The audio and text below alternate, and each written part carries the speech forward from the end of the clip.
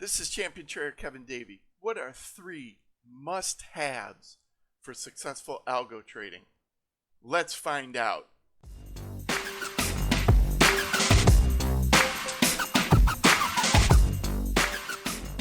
Today I'm going to talk about 3 absolute must-haves for successful algo trading. These are things that you definitely need to incorporate into your strategy development. It'll make your trading a whole lot better. Let's get started. The first must-have is you need more than just in-sample testing. So most trading software, what it encourages you to do is to open a chart, insert a strategy, and then optimize it. And then what you're supposed to do is take those optimum results and start trading them. That's called in-sample testing, and it is bad. Don't do it. What you need is what's called out-of-sample testing. And there's a couple different ways to do it. How do I do it? Well, I use a process that's called Walkforward Testing. It's a special test technique where you get a lot of out-of-sample data. Here's an example where the blue is all in-sample data and the yellow is out-of-sample. And what you want is to maximize the amount of yellow, the amount of out-of-sample data. That's what you want to do. The neat thing about walk-forward testing, it helps keep it tuned, it being the strategy. It helps keep the strategy tuned to the current market conditions. And so as conditions change, your parameters will change with time. So it keeps it up to date, which is really neat. And the other thing is this approach really maximizes your out-of-sample results and the amount of historical testing that you can do with it. If you just do a simple out-of-sample testing, which a lot of people do, they'll take maybe 80% of their data, use it for in-sample, and then 20% for out-of-sample. Well, this takes a lot more out-of-sample out of it, and it's a lot better way to go. So you add up all those things, and what you get are better real-time results. It's not about building a great backtest, which is a lot of what algo traders think, especially inexperienced algo traders. They think, oh, I'll create a great backtest, it'll work going forward. And usually that's just an in-sample test that doesn't work at all. What you want are out-of-sample results, and then those tend to lead to better real-time results. So I'll give you an example. I'll show you what in-sample looks like versus out-of-sample, which the out-of-sample is going to be a walk-forward result. And we're going to compare the two. So the chart on the left, I ran a simple optimization, an in-sample optimization. Went from 2007 to 2014. Okay, then I took those best set of parameters and ran it from 2014 to 2020. That's the chart in the middle. It's going to be the orange curve in the next chart. And then I also ran a walk forward test, and that's going to be the blue curve. How do they stack up? Well, in this case, the blue curve, which is the walk forward testing, just blows away the orange curve. Has better profit, smoother equity curve, and the drawdowns are less severe. Now, it doesn't always happen like this, but a lot of times that's what happens, where walk forward testing gives better real-time results than the in-sample testing does. And that's why it's a must-have. Okay, so that's must-have number 1. What about must-have number 2? That's you need to think in terms of probability. That's called the trader's mindset by some people. It's just a different way of thinking. You don't think in certainties. Oh, this trade's going to make money. It's guaranteed. That kind of thing. You think in terms of probability, and that's super important for good algo trading. So how do I do it? I'll show you that in a second. But first, I'll give you a little quiz. Which would you rather trade? Strategy A, which wins 75% of the time with $150 wins, $300 losses, or strategy B that has 25% wins, $300 wins, but only $50 losses.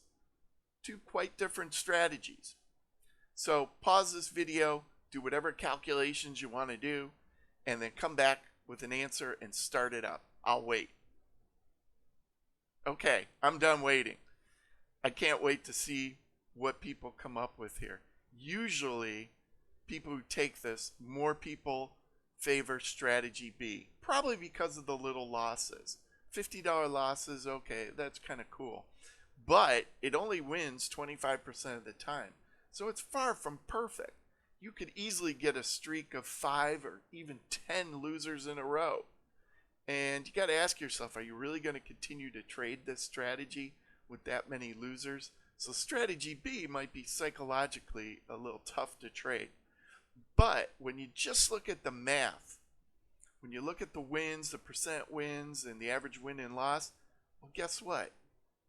Both of the strategies are exactly the same. So when you just do a quick number, look at the average trade, there is no difference in these two strategies. And that's where most people stop. And that's a mistake, because you got to go beyond the simple numbers. And when you do, when you start to dig in the probabilities, you realize these are not the same. They're not the same at all. Yeah, they have the same long-term average, but they're not the same. So how do I look at it? How do I look at the probabilities? I use something called Monte Carlo testing. And you can get it free from my website. There's a spreadsheet. But what I show here is strategy A at the top and strategy B at the bottom. Both cases, I start with $1,000. I want to take 100 trades. Which one comes out to be better? Well, if you look at the return, they're the same. The average profit, the average return is identical. And that fits with the last chart, which says, hey, you earn $37.50 per trade. So if you have 100 trades, you're going to average $37.50. Okay. But where the probabilities come into play is something called risk of ruin. If I start with $1,000, I am much more likely to get wiped out where I have no money left with case A than I am with case B. It's a pretty dramatic difference. And when you look at drawdowns, it's the same thing. The probabilities say, hey, you're going to have a much higher drawdown on average with strategy A than strategy B. So even though they average out the same, huge difference in the two when you look at the probabilities, and B is much more superior. So that's why you want to look at probabilities. Okay, you say, well, hey, that's just a simple example. What about a real equity curve? Well, here's one. This is a soybean oil strategy. When I first saw this, I thought, cool, I have a soybean oil strategy, because I don't have any, and they're hard to make. Some markets are easier than others. Soybean oil is not that easy. So I saw that, hey, it's going up to the right. Oh, pretty cool. So ask yourself, would you trade this? And I'll wait a second. So would you trade this system? I've asked this question before, and it's usually about 50-50. About 50% of people would trade it, 50% wouldn't. And the people who would trade it say, hey, it's going up and to the right, it's making new highs, it looks pretty nice. But the people who don't like it say, ooh, look at that drawdown, the first couple hundred trades. I don't know if I could handle that. So there's an upward sloping equity curve, and there's mostly reasonable drawdowns, and there's new equity highs. And so that's why people like it. But that long drawdown's why people don't like it. So the problem is you can't really tell from an equity curve alone if you should trade it. Is this a good strategy to trade? And again, that's why the probabilities matter. That's why I do the Monte Carlo testing. It's an objective measurement that tells you, hey, is this strategy worth trading or not on a risk-adjusted basis? So when I plug the numbers into my Monte Carlo simulator, well, guess what? it turns out it's not a good strategy on a risk-adjusted basis. So the answer to this strategy is no, it's not a good one to trade. But hey, you've got to run each strategy through and you determine what's a good risk-adjusted return. I determined for this particular strategy, even though I liked it, that it wasn't good enough for me. So to the scrap heap it went. And that's what happens. But that's must-have number 2, is to do the Monte Carlo testing. Remember, must-have number 1 was to do the out-of-sample testing and not just do in-sample. So what's must-have number 3? I call it try before you buy. That's a fancy way of saying it and a simple way of saying it, but try before you buy. What it means and how I do it is, if you have a strategy, you don't start trading it right away. I'll give you an example. And this is a personal example, and it's kind of painful and it's kind of embarrassing, but oh well, you know. Luckily, not millions of people watch these YouTube videos that I create, so I can afford to be embarrassed a little bit. So here's an equity curve. I created this system. This was back in 2014. And looks great, right? You'd say, oh man, I should trade it. So it literally was like the beginning of June in 2014 I created it. I remember I stayed up late the night before and finished development and thought, oh, this is great. I'm going to start trading this tomorrow. And that's what I did. And the question for you is that something good to do normally? And the answer is no. But I did it because I thought, hey, I didn't make any mistakes. This will be good. And I traded it. And you can see by that frowny face, it wasn't a good outcome. In fact, it was pretty awful. And that's the embarrassing part. I started trading it in the light blue area. And it made 1 or 2 new equity highs when I started trading it. And so I was like, all right. And then it just went downhill. It was pretty bad. I traded most of the area in the red circle, which just looking back on it, I'm like, oh, that's bad. But I quit after I lost probably about $15,000 per contract. And what it came down to is I just went live with this strategy too soon. I should have waited. And the waiting is the try before you buy. I call it incubation. And what that is just watching the real-time performance of a strategy before you commit actual money to it. So it's just a waiting thing. Now, I have my strategy factory students, I teach them this. I teach them the details of how to implement this. And I always ask them afterwards, hey, does this save you money? And almost always, it's between 85 and 90% of students say this saves them money. So this is a big must-have because, hey, I've surveyed enough of them to know it saves you money. And I know it from my own trading. In my case, just doing it on that one strategy would have saved me $15,000 per contract, right? Because I wouldn't have started to trade that strategy. There's no way, because it wasn't doing well. And I should have let it go for a couple months and see how it did.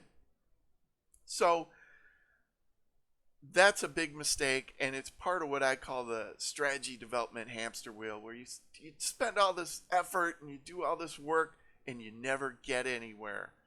And doing things like Walkforward Testing, Monte Carlo simulation, and doing this incubation, those are all good things that help you get off that hamster wheel and help you start developing strategies the correct way. It's big. Most people don't do this. Most people don't do any of these things. And guess what? Most traders lose. And there's a correlation there. You know, just because you do these things, though, doesn't mean you're going to make money. But all things being equal, I like my chances with this. So the question becomes, how can you incorporate these must-haves and start developing your strategies correctly? Well, I teach in my workshop the process I use, and you can see those 3 things we talked about today are all dedicated steps in my process. The walk-forward testing, the Monte Carlo simulation, and the try before you buy incubation. Those are all very important steps in my process. And that's what you should do. You should incorporate those things in your development process. And if you do, your trading's going to become a lot better. Okay, well, if you like this video, please subscribe to my channel. Please give it a thumbs up. And also, leave comments. I'd love to hear what you have to say about this. Do you do these things? Do you not? Do you do something different? I'll respond to all comments. I'd love to hear you. Thanks for watching. I'm Champion Trader Kevin Davey, and have a great algo trading day.